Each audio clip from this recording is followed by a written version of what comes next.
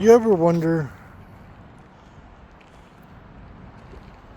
you go to a cemetery and out of nowhere, over a week's time, about 60 unmarked graves just pop up out of nowhere, which are all these with the little white crosses.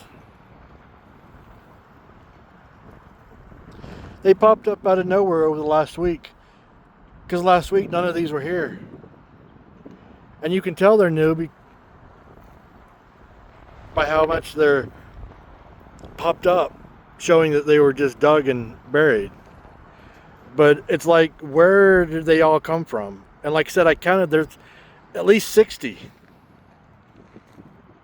of them that just popped up out of nowhere.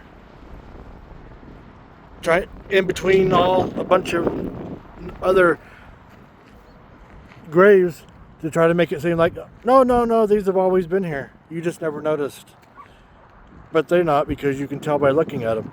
And if you come to this side, you see the same thing. The only difference is they didn't even bother to put little white cross markers. But look at them. You can see more buried. They just don't have any markers now for these, which makes you wonder, why didn't they mark these graves, but they did those over there. And here's some more. Then you go back to normal grave sites, like there's nothing going on here, nothing to see. Then back off over here, again, more of these unmarked graves. Just out of nowhere, like I said, over the last week, these all popped up. None of these were here before last week. Makes you wonder, where'd they come from? You know, are these illegals? You know, people that got harassed by ICE agents and tried to defend their rights and were killed by ICE, and then the government didn't know what to do, so they started burying them in unmarked graves in cemeteries. Or it could obviously definitely be something else, but that's definitely a huge possibility, because we know how these ICE agents are being now, and then being allowed to cover their faces and not have to identify themselves. And now in the news, they're talking about how the attorneys for ICE in federal court don't have to identify themselves either.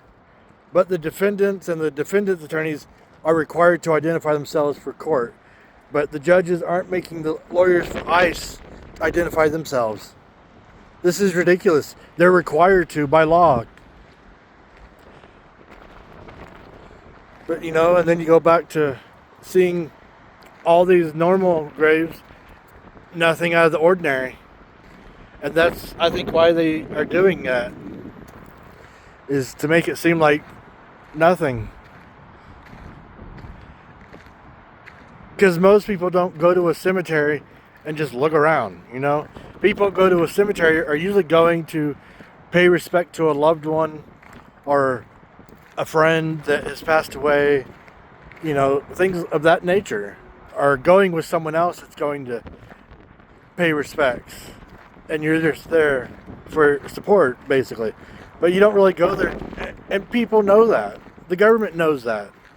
So it's a perfect place to start burying bodies of people that the government doesn't want anyone to know that were killed while in their custody. I mean, that could definitely be who all those people are. You know? Or you could look at it another way and that not be the case at all. And if that's not the case, though, why aren't they marked? Why don't they have some kind of placard? You know, something to identify who's there, you know, outside of just putting little white crosses that have nothing on them. So there's no identification of who it is or nothing, which is so odd. And then you have the other ones that they didn't even bother to waste time and money and put markers on them, you know? So again, that's what makes it so suspicious. But the way this cemetery is laid out already, they know it would blend unless someone was actually paying attention. They know what they were doing, it would just blend in. Because you see how a lot of these graves are just how they are. There's not really that big of any kind of order or nothing, you know? I mean, even people that don't have the money to pay for a gravestone, usually they'll put a marker like that, you know, to at least identify.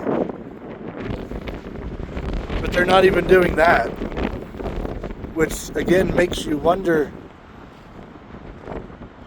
what's going on.